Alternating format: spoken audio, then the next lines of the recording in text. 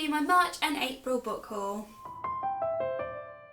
I think I might title this video Why Am I Like This, because I did a massive book haul in February because it was my birthday, bought lots, I'll link it down below, and although I feel like I'm reading loads at the minute because I'm on a big reading hype, I'm only reading about 4 books a month.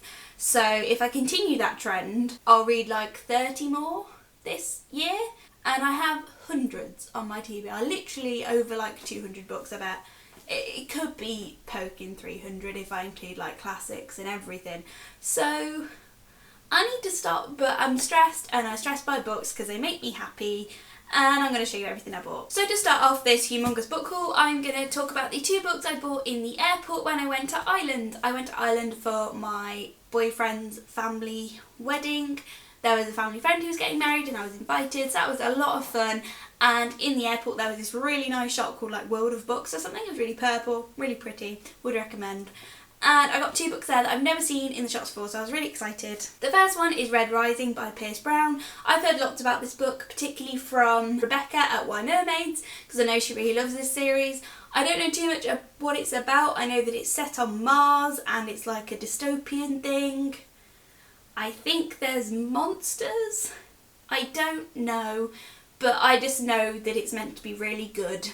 And it's set on Mars, and that sounds really interesting. And the next book is The Daughter of Smoke and Bone by Laini Taylor. Lots of people have been talking about Laini Taylor recently because of her new book Strange the Dreamer, and I've never read anything by her, and I was put off this series because I know everyone loves them, but I really hate the covers with like the masquerade people. I just thought they were really gross. So I think this cover's actually really nice. I don't know too much about this as well. I think it's set in Prague and there's like angel people or something kind of magical type of people, but again it just looks really interesting. It's a series I'm really excited to get into, to see what all the hype is about. Everyone says about how amazing her writing is, so I'm intrigued. And the next 2 books I didn't actually buy, I got them for free because I went to the pop-up event for the scheme, the Penguin internship scheme that has now closed for anyone interested, but look out for it next year if it seems like something you want to get into. But I picked up this one, which is Why Be Happy When You Could Be Normal by Jeanette Winterson, because like I said, I went with Robin, my boyfriend, and he's read this and he said it was really good and he recommended it.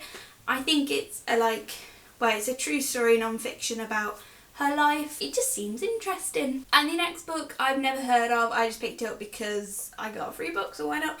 And this was the best one that I like the look of. It's called Crossing the Class Divide, Respectable by Lindsay Hanley. And again, I don't know too much about this, but it's another non-fiction and it just seems to be about class and the working class and social mobility, and I'm interested in class issues and stuff, so I don't feel like I'll get around to this soon, but it seems like a really interesting, like important read, and I would like to get more into non-fiction, so now I have this if I fancy it. And the next 2 books I bought from Amazon just because I felt like I hadn't bought a book for a while, even though I had, because I bought Daughter of Smoke and Bone and stuff, but I was stressed and I was like, I want to treat myself. So the first one was actually, I bought The Unseen World by Liz Moore, because I've heard a lot of people talk about this on BookTube, mainly Reagan from Peruse Project, and how it's really, really good. And to know I could have got it for free at the Penguin event and I didn't, just made me really, really want it. It's about a really clever girl, I think, who's homeschooled and her dad is like a computer genius. Then he gets Alzheimer's and her world falls apart, but he leaves like a floppy disk for her with the key to his past. And I've heard a lot of people say that this book isn't what they expect, so I don't know if there's going to be like a magical, fantastical element or something, but it just sounds really, really interesting. I've heard really good reviews. Apparently the writing's really good, which is something I always enjoy. So I don't know when I'll get around to this. It's not a super high priority, but I'm glad that I have it. And the next book I bought was an even more silly purchase. It's Station 11 by Emily St John Mandel, and this was silly because I already own this. I have the hardback UK edition, but I don't really like hardbacks, and I really hate that cover. A lot of people love it, but I've always thought this cover's gorgeous, and I've always been really sad I didn't get this one, and I saw it cheap on Book Depository, so I was like, I'm just gonna get it because I'll be more motivated to read it with a nice cover. It's not even that long, it's like 350 pages, and it's about like the apocalypse has happened, and it follows a troupe of performers who perform Shakespeare's plays to kind of keep art alive in this like dying world, and that just sounds really good. And the last 3 books I bought from Foyles in London because me and my mum went to see Les Mis in London as part of like my birthday present from a while ago, and it was incredible. I am so in love with Les Mis. I love the songs, I love everything about it. It was the best performance I think I've ever seen. I absolutely loved it, so if ever you do have the chance to go and see Les Mis, I would really recommend it because it was amazing.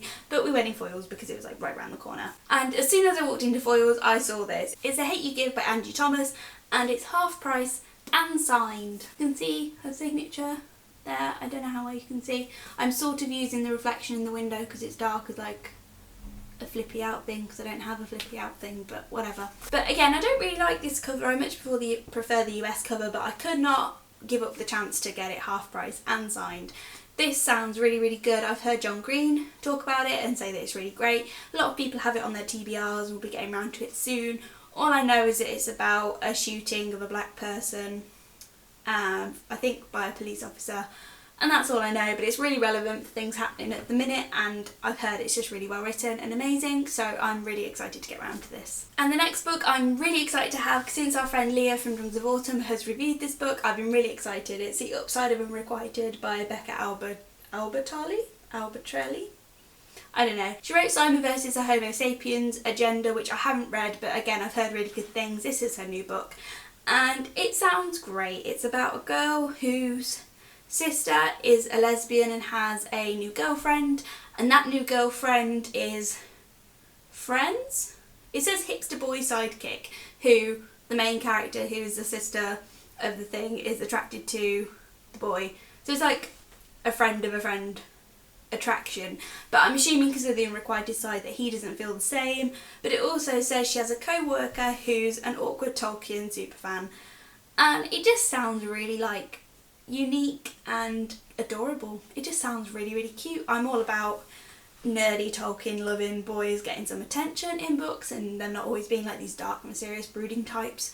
But also I've never read a book with a lesbian romance, so I'm excited for this, and it just sounds really good, and Leah reviewed it really highly, so I'm excited. And the last book I'm going to haul is Noughts and Crosses by Mallory Blackman, and I've literally had my eye on this book for like 10 years, maybe a little bit less, because everyone's always raved about this series. I don't know if it's a bit dystopian, but either way, it just sounds really, really interesting. My boyfriend's read it and said it's absolutely amazing. And honestly, one of the main things that's put me off buying this, it always used to have these really horrible covers that I hated. So when I saw this like really gorgeous cover, I was like, right, I need to finally read this series because it sounds like really important, really diverse, and I've heard great things. So I have no reason not to get around to it. So I'm really excited to have this. So these are all the books that I bought in the past couple of months.